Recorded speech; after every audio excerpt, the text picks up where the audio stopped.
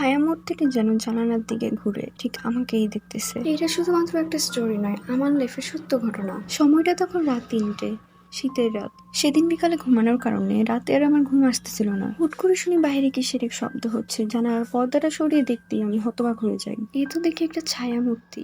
ছায়ামূর্তিটি যেন জানালার দিকে ঘুরে ঠিক আমাকেই দেখতেছে। দৃশ্যটি দেখে ভয়ে আমার গা শিউরে উঠলো। পর মুহূর্তেই ভাবলাম, ধুর, চোখে আবোল তাবোল দেখতেছি।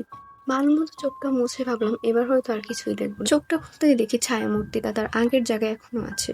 ভাবলাম হয়তো পিছনে কোনো কিছু রিফ্লেকশন পড়তেছে কাচের আয়নায়। পিছনে ঘুরে দেখি এরকম কোনো কিছুই নেই যেটা রিফ্লেকশন পড়তে পারে। এখন প্রশ্ন হচ্ছে ওটা তো মানুষও হতে পারে, কিন্তু আমার কাছে দুইটি কারণে মনে হচ্ছে ওটা কোনো মানুষ নয়। প্রথমত, এই কনকনে শীতের রাতে কোনো মানুষের বাইরে থাকা সম্ভবই না। দ্বিতীয়ত, আশেপাশে 3টি বাড়িতে লাইট জ্বলতেছিল, বাইরের সবকিছু স্পষ্ট দেখা যাচ্ছিল, কিন্তু এই ছায়ামূর্তিটির শরীর বা চেহারা কোনো কিছু স্পষ্ট দেখা যাচ্ছিল না। ওইটাকে সম্পূর্ণ একটা ছায়ার মতো লাগতেছিল, যার কারণে আমার মনে হলো এটা কোনো মানুষ হওয়া সম্ভবই না। এরপর ভয়ে আমি কম্বল মুড়িতে ঘুমিয়ে পড়ি, কিন্তু আমার ঘুমানোর মধ্যে বারবার মনে হচ্ছিল কিছু একটা আমার আশেপাশে আছে।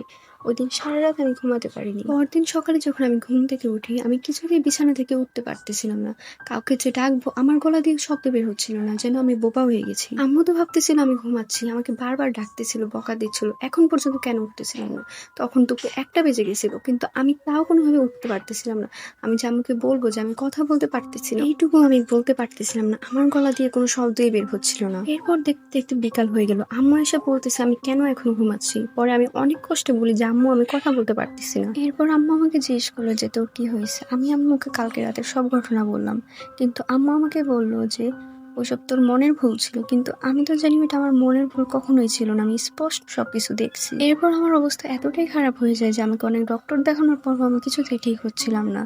আমি 5 দিন ধরে বিছানা থেকে উঠতে পারতেছিলাম না, কোনো জায়গায় মুভমেন্ট করতে পারতেছিলাম না।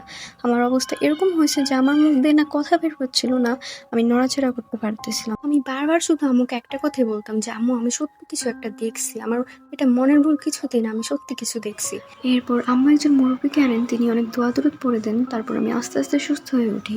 সবাই এটাকে মনের ভুল বললো, আমি জানি এটা কোনো মনের ভুল ছিল না, ওইখানে সত্যি সত্যি কোনো কিছু একটা ছিল। আর আমরা সকলেই কম বেশি জানি যে পৃথিবীতে এরকম কিছু আসলে এক্সিস্ট করে।